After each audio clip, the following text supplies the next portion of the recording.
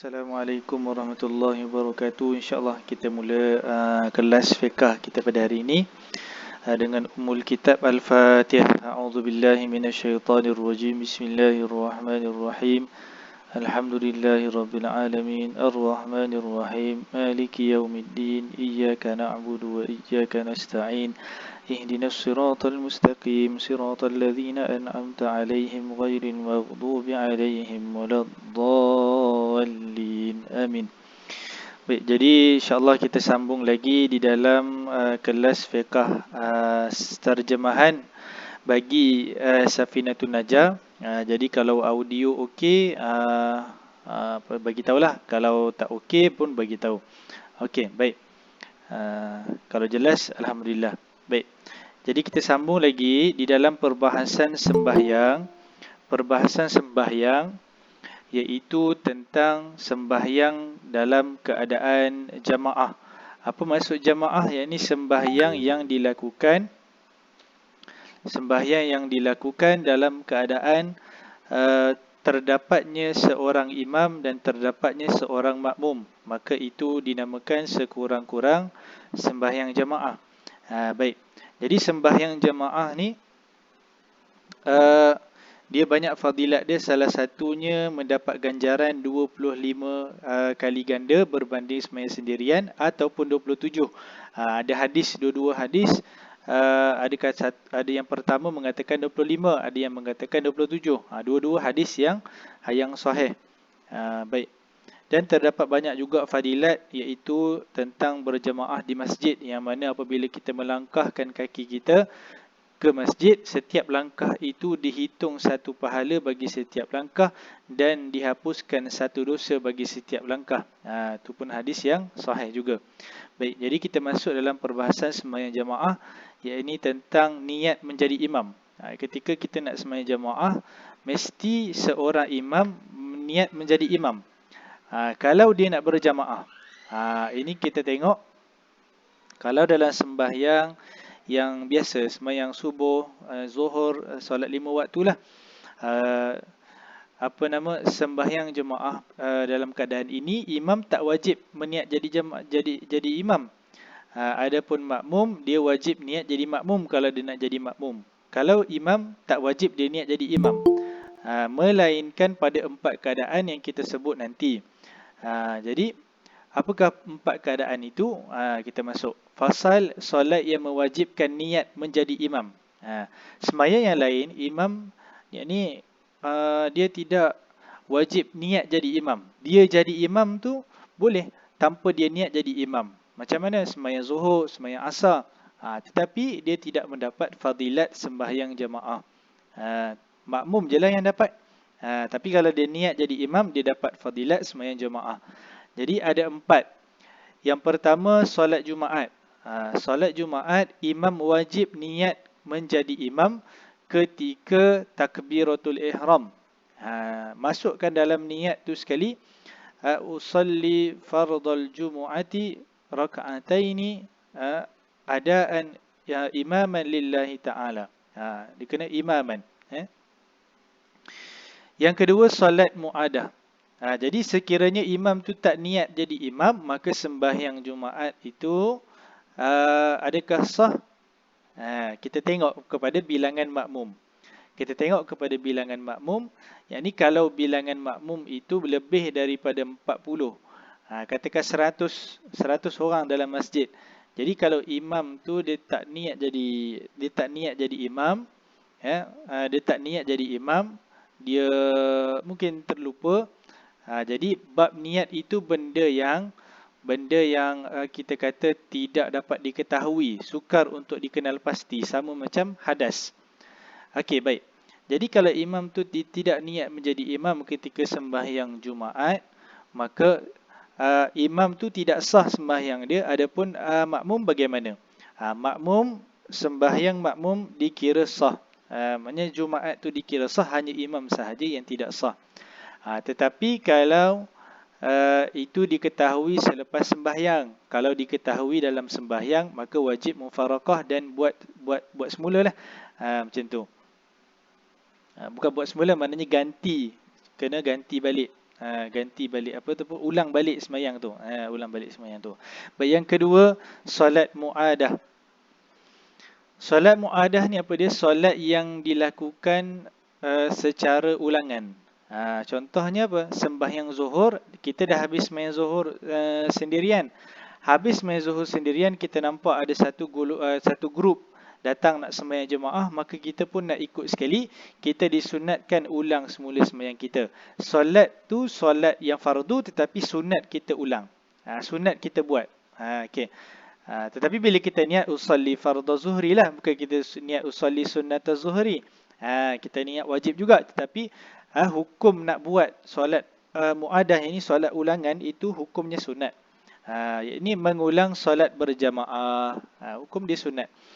Jadi wajib juga kalau dia nak ulang kemudian dia jadi imam, dia wajib niat jadi imam ketika takbiratul ihram. Yang ketiga, nazar solat berjamaah. Aku bernazar untuk sembahyang zuhur misalan, maka dia wajib niat jadi ketika kalau dia jadi imam, dia wajib niat jadi imam sebab dia nazar. Maknanya wajib dia solat berjamaah tu, maka diwajibkan juga dia niat jadi imam kalau dia jadi imam. Tu. Yang keempat, jamak takdim. Jamak takdim ketika hujan. Jamak takdim ketika hujan dibolehkan di dalam mazhab fiqh lah, mazhab Syafi'i, mazhab lain-lain. Memang ada hadis yang meriwayatkan boleh jamak takdim ketika hujan. Apa maksud jamak takdim ketika hujan? Yang ni contoh, sembahyang zuhur waktu itu hujan. Masuk waktu zuhur hujan. Ketika sembahyang zuhur hujan, maka kita tengok hujan tu adalah hujan yang macam mana. Kalau hujan yang lebat, maka dibolehkan. Kemudian tengok lagi, orang yang boleh jamak takdim tu ialah orang yang macam mana. Adakah dia datang naik kereta ataupun maknanya dia tidak basah dengan hujan tersebut. Kalau dia basah, maknanya lenjan, dia kena hujan tu membasahi pakaian dia, dan itu dibolehkan. Dan hujan tu pula kita tengok lagi, adakah hujan tu dia kita tengok nampak dia lebat. Kemudian kita boleh tengok sama ada kalau habis zuhur kemungkinan dia ada lagi ke tidak. Kalau di kemungkinan ada, kan kita lihat pada kemungkinan lah. Kalau ada lagi maka dibolehkan. Jadi keadaan dia, kita sembahyang, dia buat sembahyang zuhur tu 4 rakaat juga. Dia bukan jadi qasar. Qasar ni boleh ketika musafir sahaja, bukan boleh dikurangkan. Tu kita kena faham. Jamak ni maksudnya dia buat 4 juga. Zuhur dengan asar. Okey, caranya ketika kita sembahyang zuhur, kita niat nak jamak dengan asar. Baik. Jadi kita sembahyang zuhur tu 4 rakaat. Maka imam pun kata kepada jemaah, okey, kita sembahyang jamak takdim sebab hujan. Maka yang datang naik kereta tu tak boleh. Sebab apa? Sebab dia bukan orang yang dalam keadaan dia datang ke masjid dalam keadaan dia akan basah. Yang datang ke dalam keadaan basah ni macam orang naik motor, orang jalan kaki dan sebagainya. Baik. Maka imam pun samalah, imam masjid tu pun sama, mesti keadaan dia macam tu, dan dia jauh daripada rumahnya untuk ke masjid. Jauh tu maknanya sekadar uruf lah jauh. Kalau dia pergi masjid tu dia akan basah, itu kira jauh lah tu. Kalau dia dekat macam sebelah rumah, tak basah lah tu. Kan? Baik, jadi dia jamak takdim. Sembahyang zuhur 4 rakaat, jadi bagi tahu niat siap-siap dalam sembahyang nak jamak dengan asar. Baik, habis bagi salam, Assalamualaikum warahmatullahi, Assalamualaikum warahmatullahi, maka dia solat jugalah asar dalam waktu zuhur tu juga. Solat asar pun 4 rakaat. Dia takbir Allahu Akbar. Maka kalau dia hujan tu berhenti sebelum dia takbir untuk sembahyang asar tu tadi, maka tidak dibolehkan dia jamak takdim. Kalau dia dah takbir Allahu Akbar, kemudian dia sembahyang, hujan pun berhenti, maka sembahyang tu sah. Sembahyang tu sah. Maka bila masuk waktu asar ni tak payah dah sembahyang asar. Adapun kalau nak ulang tu disunatkanlah, tetapi kalau ulangan mesti berjamaah. Sebab tu sembahyang ulangan tak boleh sembahyang sendirian, tu salah tu. Sembahyang ulangan mesti berjamaah, tu syarat dia. Dikatakan maknanya dapat pahala sunat. Kalau buat seulangan saja-saja tu tak dapat.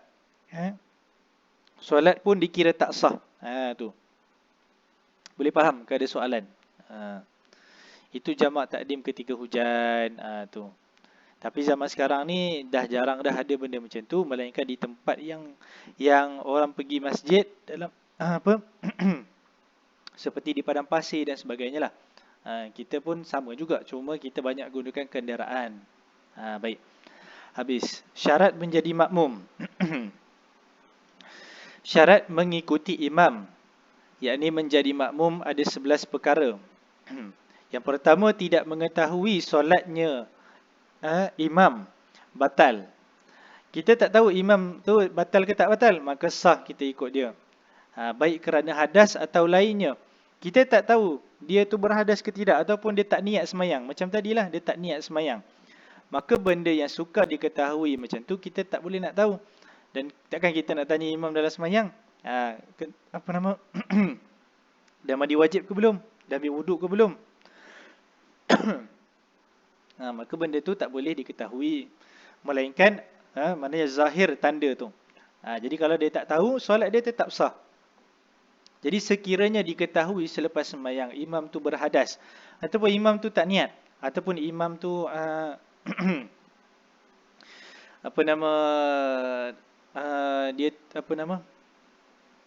dia tidak mandi wajib contohnya, maka solat itu tak perlu diulang semula, dan imam pun tak perlu nak bagi tahu benda tu. Kan? Jadi imam tu sahaja yang perlu ulang balik sembahyang dia. Adapun kalau ada najis kan, najis macam tai cicak, jadi habis sembahyang baru tahu, maka dia perlu bagi tahu kepada jemaah untuk diulang balik sembahyang itu, sebab najis tidak dimaafkan. Maknanya dia kena ulang balik sembahyang. Adapun benda-benda macam hadas dan sebagainya, benda-benda yang sukar diketahui sama ada niat, itu tak perlu dibagi tahu. Tetapi kalau najis, benda yang boleh dinampak, benda yang boleh diketahui, kan. Adapun hadas susah nak diketahui. Jadi itu disebut dalam kitab fiqh lah. Maka perlu diulang. Ataupun sembahyang tu tak cukup rukun, kan. Sembahyang zuhur 4 rakaat, imam sembahyang 2 rakaat je, maka perlu bagi tahu kepada jemaah untuk diulang semula. Tu. Yang kedua, meyakini solatnya tidak perlu diulang, dianggap tidak sah. Kalau sembahyang yang kena ulang, maka sembahyang tu tak sah, macam sembahyang hormat waktu. Ataupun sembahyang orang yang bertayamum, yang mana tayamumnya itu wajib diulang semula. Solat orang yang bertayamum itu wajib diulang. Seperti apa? Seperti orang yang sembahyang dalam keadaan dia tidak ada air, sedangkan tempat dia kebiasaannya ada air. Maka kalau dia kena sembahyang, dia sembahyang kena tayamum lah. Tetapi sembahyang itu perlu ulang semula. Tu. Baik. Kita pun dah bahas kenapa semayang juga walaupun nanti kena ulang. Sebab kalau kita tak semayang, nanti kalau kata mati atau meninggal dunia, maka dikira meninggalkan semayang. Tapi kalau dia dah semayang, dikira tidak meninggalkan sembahyang. Itu kita dah bahas sebelum ni, tentang solat hormat waktu. Jadi, kita tahu semayang imam tu tak perlu diulang, maka sah semayang kita. Baik, yang ketiga, imam tidak menjadi makmum. Itu mudah kita faham lah. Imam dia bukan seorang makmum. Baik. Yang keempat, imam tidak ummi. Ummi ni bukan mak. Imam ni tidak ummi, maksudnya apa? Dia tidak boleh baca surah Al-Fatihah dengan betul, ataupun rukun-rukun lain lah yang berbentuk qauli, yang berbentuk kena sebut. Contoh takbiratul ihram, Allahu Akbar, dia tak kerti sebut takbiratul ihram. Kan? Jadi tak sah kita ikut dia jadi imam. Adapun dia sendiri sembahyang dia sah lah atas diri dia sendiri, tetapi dia tak boleh jadi imam kepada orang lain. Tak boleh baca surah Al-Fatihah dengan betul, sama ada tak boleh sebut huruf dan sebagainya lah, macam-macam. Kan? Ummi ni kita faham tak boleh baca, tak boleh menulis, tetapi dalam bab sembahyang, iaitu tak boleh baca Al-Fatihah dengan betul. Itu maksud dia. Yang kelima, makmum tidak mendahului imam dalam tempat berdiri. Makmum tak mendahului imam dalam tempat berdiri, maksudnya kedudukan antara imam dan makmum. Baik, ni ada dalam gambar. Okey. Imam sini. Ke sini, sinilah. Kan? Sebab kamera kalau tengok ini nampaklah, Imam sini, kanan dia makmum. Contoh kanan dia makmum lelaki. Jadi bila dia berdiri dengan imam, dia mendahului. Ni imam ni makmum. Dia duduk depan, makmum duduk depan, maka tidak sah. Kalau sama makruh. Kalau sama makruh. Kalau sama makruh. Kedudukan ketika berdiri itulah ketika sembahyang. Kalau dia belakang sikit itu dah sah. Yang keenam, mengetahui perpindahan gerakan imam. Yakni dia ketahui dengan cara dia melihat, dia nampak imam tu bergerak, ataupun dia mendengar, ataupun dia melihat muballigh. Muballigh yakni orang yang menjadi wasilah kepada imam, macam di Masjidil Haram. Kita nampaklah kan, lepas imam takbir, Allahu Akbar, ada lagi seorang takbir juga, Allahu Akbar. Tu muballigh lah tu. Kan? Dia tak ada masalah. Walaupun orang dengar ke tak dengar, dibolehkanlah ada muballigh tu, tak ada masalah. Cuma kalau kita sembahyang kan, kita sembahyang dalam keadaan tidak ada mikrofon dan sebagainya, muballigh itu berada di kedudukan yang paling jauh, yang mana dialah yang paling last dengar suara imam.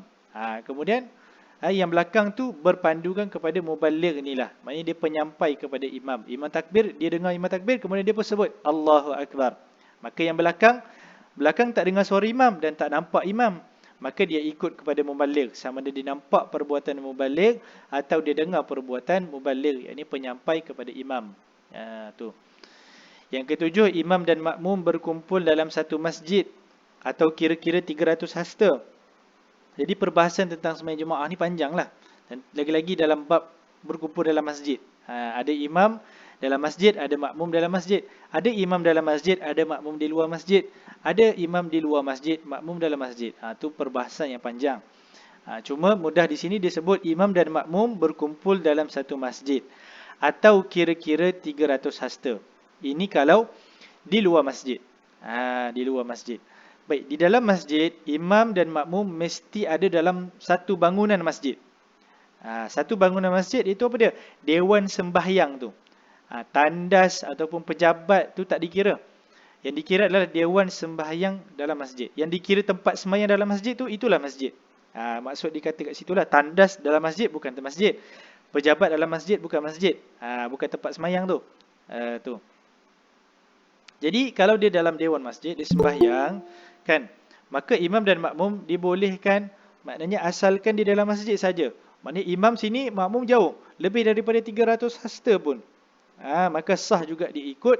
Cuma kalau dia lebih jauh daripada imam dalam kadar 3 hasta, maka dia tidak mendapat fadilat jamaah. Dia jauh daripada imam lah, kan.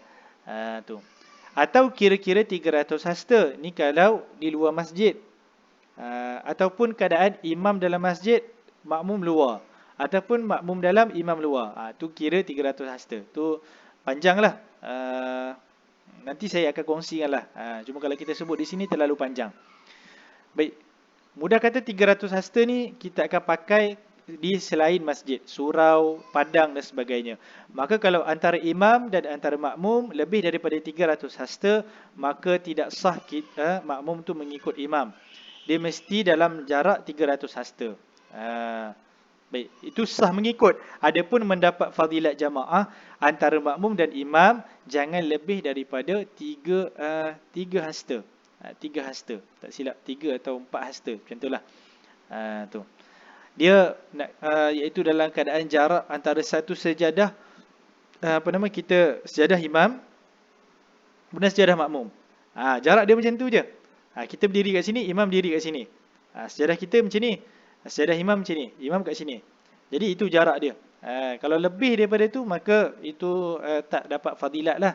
Cuma sah mengikut. Cuma dalam keadaan COVID ni semua, tu tak ada masalah lah. Maknanya dalam keadaan darurat, dibolehkan. Kan? Dibolehkan. Adapun lagi-lagi benda-benda yang makruh kan. Disebut dalam satu kaedah, al-karahatu tazulu bil hajat. Benda yang makruh, hilanglah hukum makruh dia dengan ada hajat. Jadi tak perlu kita risau. Tak perlu kita nak bahas panjang-panjang kenapa jarak dan sebagainya. Yang kita nak bahas sebenarnya berkaitan dengan hukum ketika COVID ni ialah kota yang dalam masjid tu. Itu sebenarnya perbahasan yang jadi isu kontroversi, iaitu kota dalam masjid tu kenapa dihadkan. Tu ada perbahasan lah.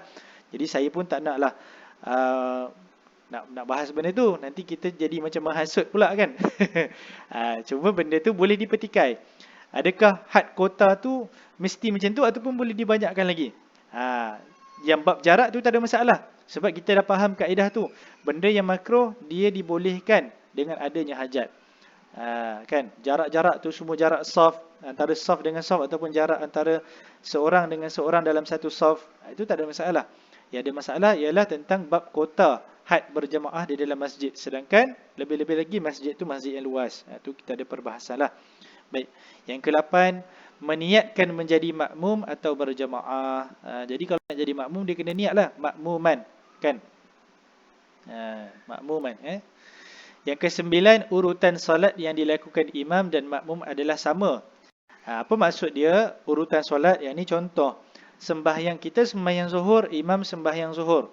Tu maksud dia. Ataupun kita sembahyang asar, imam sembahyang zuhur pun boleh. Ataupun kita sembahyang subuh, imam sembahyang zuhur pun boleh juga. Walaupun kita sembahyang subuh 2 rakaat, imam sembahyang zuhur 4 rakaat. Macam mana tu?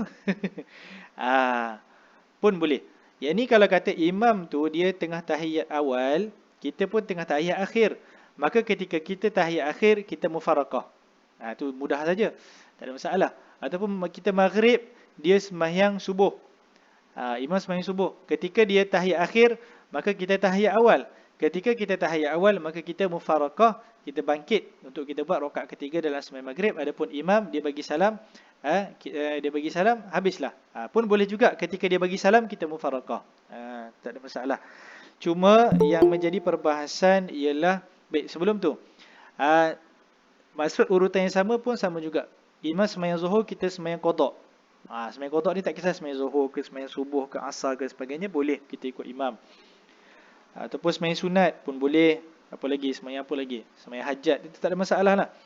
Jadi maksudkan sama ni yang macam tu, dia punya perbuatan dia sama pada zahir. Adapun bilangan rakaat itu tak ada masalah, bukan perbahasan dia. Jadi yang tak sama ni macam apa? Contoh sembahyang jenazah ikut sembahyang zuhur, itu tak boleh. Dan juga sembahyang gerhana ikut sembahyang zuhur pun tak boleh. Dan juga sembahyang zuhur ikut sembahyang jenazah dan sebagainya lah, dan sebaliknya, kan? Baik, itu maksud dia. Yang ke-10, tidak menyalahi imam dalam perkara sunat yang keji jika menyalahinya. Baik. Contoh, imam buat sujud sahwi. Sujud sahwi ni sunat. Jadi imam dia tersilap ke apa, jadi dia kena sujud sahwi. Jadi hukum dia sunat saja. Jadi kalau imam tu tak buat, kita wajib ikut dia tak buat. Bukan imam tak buat, kemudian kita kata apalah imam tak buat, kita pun buat. Maka kita buat, kita batal sembahyang kita. Tu kena tahu hukum. Cuma kita buat tu lepas imam bagi salam. Kita wajib ikut imam tak buat. Bukan tak buat. Kita wajib ikut imam kalau dia buat. Ini kalau sujud sahwi. Kalau imam buat sujud sahwi, wajib kita ikut, walaupun bukan salah kita. Tetapi kalau imam tak buat sujud sahwi, dibolehkan kita buat. Tersilap terbalik. Dan juga apa lagi? Tahiyat awal. Tahiyat awal wajib kita wajib kita tinggal. Tak kita ingat. Baik. Wajib kita buat, dan tak wajib kita wajib kita buat kalau imam buat, dan wajib kita wajib kita tinggal kalau imam tinggal. Tu nanti saya akan kongsikanlah benda tu. Dia ada dalam perbahasan sembahyang berjamaah, ada dalam kitab pedoman sembahyang jamaah tu ada. Baik. Dia tentang sunat tu, ini tahiyat awal, doa kunut, dan juga sujud sahwi. 3 itulah yang keji jika kita menyalahi. Sebab apa? Aturan sembahyang dia nampak lari kalau kita tak ikut. Tu. Jadi kita jangan menyalahi imam dalam perkara-perkara sunat yang imam buat. Termasuk juga sujud tilawah. Sujud tilawah pun termasuk. Yang 11, mengikuti perbuatan imam. Mengikuti perbuatan imam. Maksudnya apa imam buat, kita ikut. Tu. Habis. Pembahagian makmum. Gambaran makmum ada 9, tetapi hanya 5 yang sah. Apa dia? Yang pertama, lelaki bermakmum kepada lelaki, sah. Perempuan bermakmum kepada lelaki pun boleh. Khunsa bermakmum kepada lelaki, perempuan bermakmum kepada khunsa, perempuan bermakmum kepada perempuan. Itu perbahasan, itu tak ada masalah lah, kita faham je. Jadi yang lagi 4 ni dia tidak sah. Lelaki bermakmum kepada perempuan, tak sah. Memang ada berlakulah dalam realiti ada, tapi tak sah sembahyang tu. Lelaki bermakmum kepada khunsa, tidak sah. Kenapa? Sebab khunsa ni boleh boleh diandaikan dia ni lelaki dan boleh diandaikan dia perempuan. Kalau lelaki bermakmum kepada khunsa, maka khunsa ni boleh diandaikan kepada perempuan, maka tidak sah. Yang ketiga, khunsa bermakmum kepada wanita. Bermakmum kepada wanita. Sebab apa tak boleh khunsa jadi makmum kepada wanita? Sebab khunsa ni pun boleh diandaikan jadi lelaki. Jadi dia tak boleh. Khunsa ni dia boleh ikut lelaki je. Dan dia boleh jadi imam kepada perempuan, tu tak ada masalah. Yang keempat, khunsa bermakmum kepada waria ni khunsa juga. Tu lupa nak tukar. Khunsa bermakmum kepada khunsa, tu maksud waria tu maksudnya khunsa. Khunsa bermakmum kepada khunsa pun tak sah. Sebab apa? Khunsa yang seorang ni kalau dia jadi imam, dia boleh jadi lelaki, dia boleh jadi perempuan. Yang makmum ni, khunsa ni pun boleh diandaikan jadi lelaki. Maka tu tak boleh. Khunsa sama khunsa dia tak boleh. Dia mesti ikut lelaki. Baik. Habis itu bawah syarat jamak takdim. Syarat jamak takdim. Okey, jadi kita masuk kepada syarat jamak takdim. Tu. Fasal syarat jamak takdim ada 4, dimulai dari solat pertama. Jamak takdim ni dia mesti waktu yang pertama.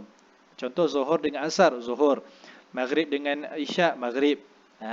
Yang kedua, niat jamak. Ketika mana? Ketika sembahyang yang pertama. Ketika sembahyang yang pertama. Contoh kita sembahyang Zuhur, Allahu Akbar. Lepas kita takbir itu bolehlah kita niat jamak. Aku nak jamak dengan sembahyang Asar. Jadi kita mesti niat jamak tu sebelum bagi salam pada sembahyang yang pertama, iaitu sembahyang Zuhur. Tu. Yang ketiga, muwalah, yakni muwalat. Apa dia? Tanpa senggangan lama di antara keduanya. Habis sembahyang Zuhur, maka jangan tunggu lama. Yakni apa maksud tunggu lama? Jangan lebih daripada kadar sembahyang 2 rakaat sunat yang dibuat dalam keadaan buat rukun sahaja. Budak kata jangan lebih dalam seminit, 2 minit, jangan lebih macam itulah. Kan. Itu syarat dia. Kalau senggangan lama maka tidak sah. Yang keempat, adanya uzur. Apa adanya uzur? Macam hujan tadi. Ataupun musafir dan sebagainya. Dibolehkan. Jadi kalau ada soalan tanya je. Sebab perbahasan ni saya tak masuk dalam lah. Dia kalau dalam nanti terlalu lama. Kan? Terlalu lama dan kita jadi jemu sikit lah. Seterusnya syarat jamak takhir. Syarat jamak takhir ada 2. Yang pertama, niat jamak takhir di waktu solat pertama. Tadi kalau jamak takdim, kita mesti niat dalam solat yang pertama. Yang jamak takhir ni, niat jamak dia mesti di waktu solat pertama. Bukan dalam solat tu, di waktu. Contoh kita waktu Zuhur, kita tengah drive. Kita niat dalam waktu Zuhur tu, dalam kereta tu, aku nak jamak takhir. Aku nak jamak takhir nanti, Asar dengan Zuhur. Itu maksud dia. Jadi kita ada niat dah. Jadi sebelum habis waktu Zuhur, kita mesti niat jamak takhir. Jadi kalau tak niat, kan, kita tak niat. Contoh kita niat sebelum waktu, kan, kita keluar pukul 10 pagi. Aku nak niat jamak takhir lah, tak sah. Kena niat jamak takhir dalam waktu solat yang pertama. Contoh masuk waktu Zuhur, nak jamak takhir antara Asar dengan Zuhur.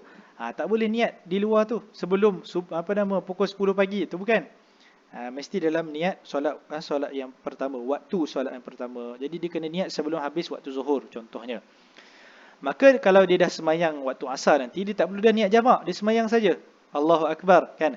Dia semayang Asar dulu, habis semayang Asar terus saja dia semayang Zuhur. Tak perlu dia nak niat jamak-jamak, sebab niat jamak tu sudah diniatkan dalam waktu yang pertama. Dan waktu itu cukup mengerjakannya. Dia tak boleh niat 10 saat sebelum habis Zuhur, tak boleh. Dia mesti niat tu dalam lingkungan 5 minit sebelum 5 minit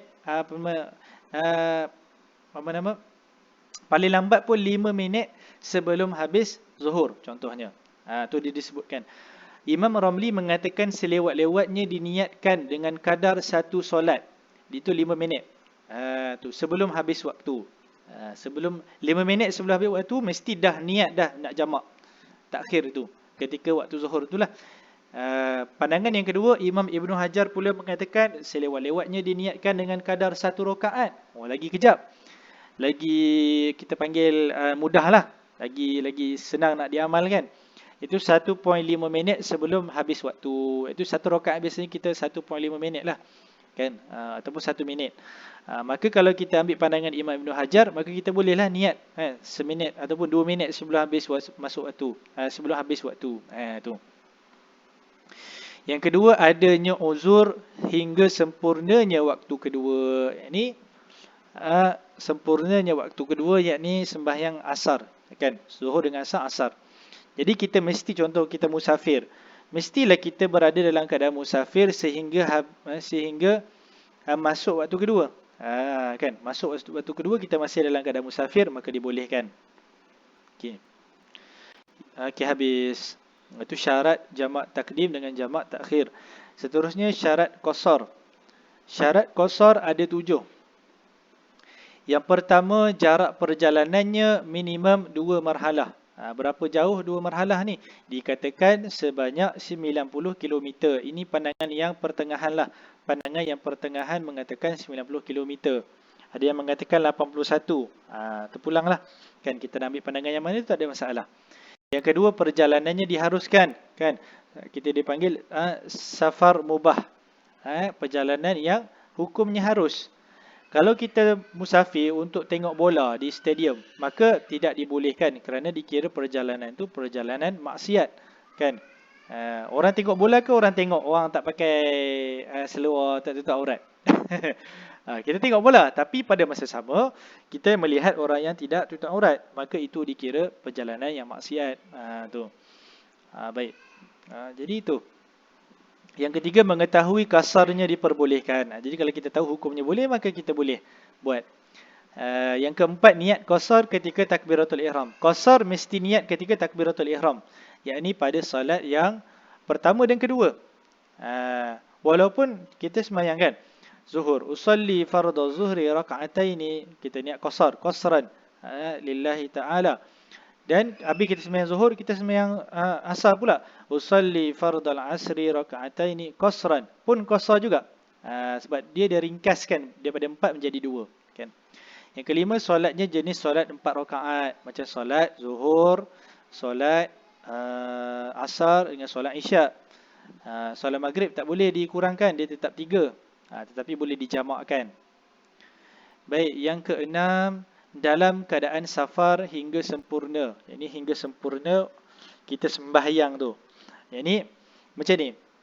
Contoh kita dalam kereta api. Dalam kereta api bergerak, kan? Jadi kita sembahyang zuhur. Okey, baik, kita sembahyang zuhur, Allahu akbar, kan? Sebelum kita sembahyang zuhur, Allahu akbar. Tapi train kita tu belum sampai rumah kita lagi, belum habis safar lagi, maka itu sah. Tetapi kita nak takbir saja, Allah dah sampai rumah. Maknanya dia lalu dekat rumah kita sekalipun, walaupun kita berhenti kat stesen yang depan tu nanti, tetap dikira safar kita dah habis. Maka kita kena takbir sempurnalah. Maksudnya hingga sempurna, maknanya hingga sempurna takbiratul ihram. Dalam keadaan safar hingga sempurna, maknanya dah selesai takbiratul ihram. Maknanya kalau lepas tu kita dah sampai, maka sah sembahyang kita dalam keadaan qasar. Yang ketujuh, tidak menjadi makmum bagi imam sempurna meskipun sebahagian rakaat sahaja. Maknanya kita orang yang qasar, dia tak boleh jadi makmum kepada orang yang sembahyang tamam, dia sembahyang sempurna 4 rakaat. Kita tak boleh jadi makmum kepada orang yang sembahyang 4 rakaat, meskipun sebahagian rakaat sahaja. Tu. Kalau dia jadi imam boleh. Makmum dia sembahyang penuh boleh. Baik. Seterusnya, syarat solat Jumaat. Syarat solat Jumaat ada 6. Baik, jadi hari ini kita habiskan sampai syarat 2 khutbah saja. Sebab saya ada masalah sikit lah. Ada masalah sikit nak kena keluar. Jadi kelas hari ini kita habis awal lah, InsyaAllah. Kalau habis awal pun mungkin 10.30 juga habisnya. Kan? InsyaAllah tak lewat lah, habis awal sikit. Jadi bab jenazah kita tak masuk hari ni. Kalau tak ingat nak masuk, kan? Baik. Yang seterusnya syarat sembahyang Jumaat. Baik, syarat solat Jumaat ada 6. Yang pertama dilakukan di waktu zuhur. Yang kedua, betul lah, kita buat dalam waktu zuhur. Kita tak buat dalam waktu yang lain. Yang kedua didirikan di perbatasan daerahnya. Maknanya dalam satu daerah. Contoh kalau dikira daerah, kan? Contoh daerah apa? Daerah Bangi contohnya. Bangi di Selangor. Daerah Bangi itu mesti ada satu masjid. Jadi orang-orang di Bangi ataupun kita kata Bangi itu dibahagikan kepada beberapa kawasan. Kan, satu kawasan Bangi itu mesti ada masjid untuk disembahyang Jumaat ataupun tempat untuk dibuat sembahyang Jumaat. Baik. Baik. Jadi maksud perbatasan ni yakni di sempadan daerah. Bukan di tengah-tengah daerah. Maknanya tak ada masalah lah tu. Cuma kita kata asalkan di dalam daerah tersebut. Bukan di luar daerah. Maknanya contoh buat sembahyang Jumaat di hutan. Itu tak boleh. Dia mesti dalam daerah dan mesti dalam keadaan kawasan yang orang duduk. Maknanya perumahan dan sebagainya. Tu. Sama ada perumahan tu dekat-dekat ataupun jauh-jauh tu tak ada masalah lah. Bukan di tengah-tengah hutan. Kawasan bandarnya di sini. Buat masjid di sembahyang Jumaat dia pergi hutan sana. Itu tak boleh. Yang ketiga dilakukan dengan berjamaah. Yang keempat, berjumlah minimum 40 orang yang merdeka, lelaki baligh yang bermukim, termasuklah imam. Maknanya imam satu, makmum 39. Cukuplah 40. Sahlah tu. Tu minimum. Yang kelima, tidak didahului atau serentak Jumaat lainnya di daerah tersebut. Dia tak boleh ada dua Jumaat. La solata la Jum'ataini. La yasihu Jum'ataini fi dairatin wahidah. Dia tak boleh ada dua Jumaat dalam satu daerah. Tak boleh ada dua Jumaat dalam satu daerah. Kan? Yang keenam, didahului dua khutbah sebelum sembahyang, mesti ada dua khutbah dahulu. Tu. Rukun dua khutbah. Baik, jadi sampai situlah. Kita masuk sampai dua rukun khutbah, lepas tu habis. Rukun dua khutbah ada 5. Yang pertama, memuji Allah di kedua-dua khutbah. Tu. Paling kurang kena sebut Alhamdulillah ataupun Ahmadullah. Kan? Tu. Jadi rukun ni mesti disebutkan dalam bahasa Arab. Baik, yang kedua, berselawat ke atas Nabi SAW di keduanya, maknanya di kedua-dua khutbah. Rukun khutbah pertama dengan khutbah kedua. Adapun memuji Allah ni pada khutbah yang pertama. Berwasiat takwa di keduanya, yakni pada kedua-dua tu, memuji Allah pun sama di kedua-dua khutbah juga. Berselawat kata Nabi pun di kedua-dua khutbah. Berwasiat takwa pun di kedua-dua khutbah. Maksudnya khutbah pertama dan khutbah kedua. Yang keempat, membaca ayat Al-Quran di salah satu keduanya. Boleh pilih antara nak baca khutbah pertama dengan khutbah kedua. Tetapi afdal ulama sebut baca di khutbah yang pertama. Kan? Sebab apa dia nak bagi seimbang? Kan? Kenapa nak bagi seimbang? Okey, tengok. Yang kelima, mendoakan orang-orang beriman lelaki dan perempuan. Bukan perempuan di khutbah terakhir. Khutbah kedua lah. Baik, jadi memuji Allah kena dua-dua khutbah. Satu, maknanya di khutbah pertama ada memuji Allah, berselawat dan berwasiat takwa. Ada 3. Jadi membaca Al-Quran di salah satu. Kalau kita pilih di khutbah pertama, maka jadi 4. Bila 4 rukun di khutbah pertama, maka di khutbah kedua pun jadi 4. Apa dia? Memuji Allah, berselawat kata Nabi, berwasiat dan juga mendoakan orang yang beriman lelaki dan perempuan. Tu jadi seimbanglah. Kalau Quran baca Quran di khutbah kedua, maka dia tak seimbanglah, nampak rukun tu. Jadi tu sebab ulama dia lebih galakkan baca Quran di khutbah yang pertama. Syarat dua khutbah. Syarat dua khutbah ada 10 perkara. Yang pertama, suci daripada 2 hadas, kecil dan besar. Tu mesti kena ada wuduk lah. Dan dia bukan berada dalam hadas besar. Yang kedua, suci daripada najis pada baju, badan dan tempat. Yang ketiga, menutup aurat. Yang keempat, berdiri bagi yang mampu. Berdiri ni satu rukun. Kalau duduk saja-saja ketika khutbah, maka tak sah. Yang kelima, duduk di antara dua khutbah seperti tomak ninah solat. Tu dia. Baik. Tu sekejap. Duduk di antara dua khutbah ni, dia rukun. Kalau tak duduk, maka tidak sah khutbah tu. Jadi pernah berlaku di masjid, tak ingat masjid mana. Dia bagi khutbah, kan, terlalu seronok, kan. Biasa penceramah-penceramah bebas lah, kan. Ittaqullah, tuan-tuan dan puan-puan. Tapi, dia tak duduk. Habis tu, kan, apa nama, apa nama tu? Biasa ada senggangan tu, apa nama? Apa nama hujung ayat tu? Tak ingat dah pula. Baca khutbah sebulan 2-3 kali. Saya baca khutbah sebulan 2-3 kali. Kadang 3 kali, kadang 2 kali. Apa nama hujung tu? Barakallahu li wa lakum bil Qur'anil azim wa nafa'ani wa iyyakum bima fihi minal ayati wa dzikril hakim. Wa taqabbala minni wa minkum tilawatah innahu huwas samiul alim. Tu. Jadi kita pun duduk. Biasanya ketika tu duduk. Habis khutbah pertama. Jadi kalau macam tu, habis tu innahu huwas samiul alim, kita berdiri, maka tidak sah khutbah kita. Yang keenam, mualat. Tanpa senggangan lama antara keduanya. Maknanya antara khutbah pertama dengan khutbah kedua, jangan lama. Jangan lama maksudnya jangan lama lebih daripada kadar orang sembahyang solat, orang solat sunat dia buat rukun. Contoh, jangan lebih 1.5 minit lah, ataupun jangan lebih 2 minit. Itu. Yang ketujuh, mualat keduanya dengan solat. Habis khutbah kedua, antara khutbah kedua dengan sembahyang pun kena mualat. Jangan lama. Kalau lama maka dikira tidak sah dan kena ulang balik khutbah tu. Tu. Pun samalah khutbah pertama dengan khutbah kedua. Ada senggangan lama. Maka ada senggangan lama tak sah. Ulang balik khutbah pertama tu. Yang ke-8, khutbah berbahasa Arab. Yang ini yang berbahasa Arab iaitu pada rukun sahaja. Rukun yang disebutkan tadi, itu sahaja yang wajib berbahasa Arab. Yang ke-9, didengari oleh 40 orang. Didengari, bukan ada. Kalau orang tu tidur, katakan jemaah ada 40 orang saja. Kemudian seorang tidur. Seorang tidur tak sah.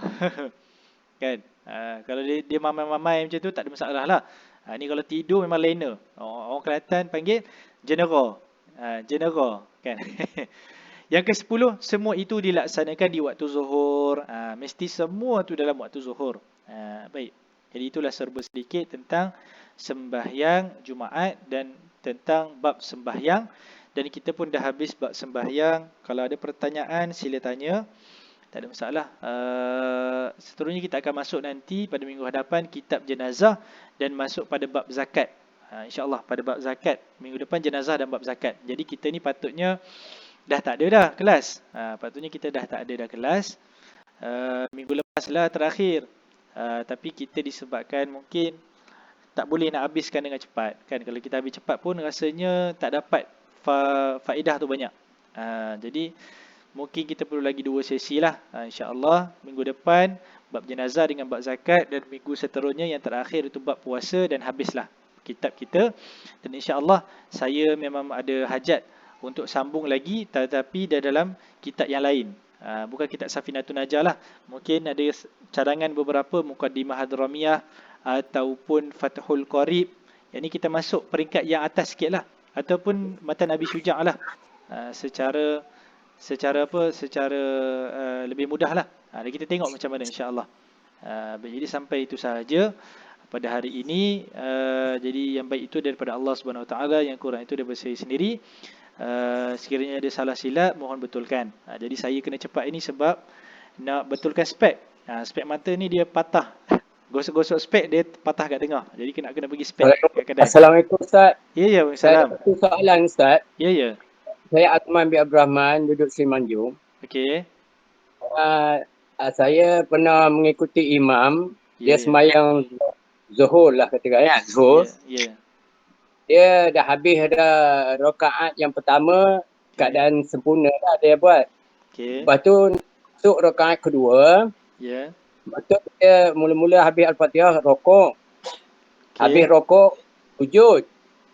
Lepas sujud duduk antara 2 sujud. Okey. Duduk antara 2 sujud, dia tak ada rokok, dia tak ada sujud sekali lagi.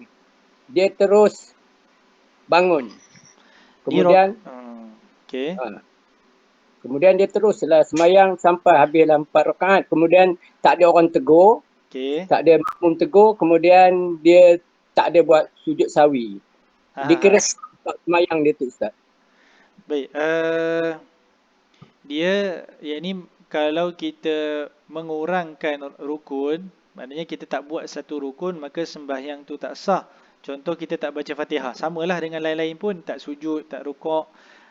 Jadi sembahyang tu tak sah, maka kena ulang semula. Kena ulang semula. Uh, Kemudian tu ada jemaah dia bangun, dia kata tadi imam tak buat sujud yang kedua. ha ha ha. Dia terus bangun, Okey. kemudian tu makmum tu kata kita kena ulang semula semayang tu. Masing-masing lah maksud dia. Dia Ha tak ha. adalah suruh imam tu ulang balik semayang tu. Ha ha ha. Boleh. Jadi Itulah. dia ada dua cara kat sini. Cara yang pertama, kalau imam tu dia sedar cepat. Kan, maknanya habis-habis sembahyang dia bagi salam. Dia bagi salam, kemudian jemaah tegur, imam tak sujud tadi, satu sujud tertinggal. Maka dia imam tu walaupun dia dah bagi salam, dia terus bangkit, dia berdiri buat rukun yang seterusnya lah. Maknanya dia berdiri, dia baca Fatihah, kemudian dia rukuk, kemudian dia i'tidal, dia sujud, dia duduk antara dua sujud, kemudian dia sujud lagi. Macam tu. Kemudian dia disunatkan sujud sahwi. Maka makmum yang belakang tu ikutlah. Kalau dia tak ikut, maka makmum tu kena semayang balik 4 rakaat. Macam tu. Jadi kalau dia ikut imam tu terus, maka sah semayang tu. Imam tu pun dia sunat sujud sahwi lah. Kalau dia tak buat sujud sahwi tu tak ada masalah. Tak ada masalah tu, dia tak melibatkan sah ataupun batal semayang. Tetapi kalau dia bangun, maka semayang dia dah dikira sah. Maknanya dia dah tampung balik.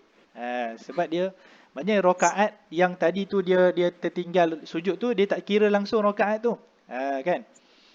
Baik. Ini kalau yang kedua, caranya kalau dia memang dah terlepas, dah siap zikir, baca doa semua, maka dikira terputus dah semayang tu. Dia tak boleh dah nak ulang balik, sambung tambah lagi satu rakaat, tak boleh dah. Kena semayang balik lah. Boleh juga semayang jemaah lagi semula, tak ada masalah. Sebab semayang tu pun tak sah kan. Ini dia dah sampai habis, dia dah wirid, dah baca doa. Kemudian tu baru makmum tu tegur, imam tertinggal satu sujud. Kemudian tu kata makmum tu dia minta jemaah buat semayang sendirilah. Dia sebab dia kata tak dikira lah dengan ikut imam tadi katanya. Maksudnya dia boleh je semayang jemaah tu balik, tak ada masalah. Eloklah, lagi elok lah pun semayang jemaah tu, semayang sendiri dapat pahala satu je lah. Tapi kami tak buatlah semayang menyuruh imam tu ulang semayang berjemaah balik. Sebab masing-masing lah semayang sendiri lah. Tapi itulah, macam itulah. Baik. Tak dapat inilah pahala dia tu. Baik, ada soalan? Ya, sama. Ada soalan lagi tak ada? Jadi sampai situ dulu, insya-Allah kita sambung lagi dalam minggu hadapan. Wallahu alam. Assalamualaikum warahmatullahi wabarakatuh.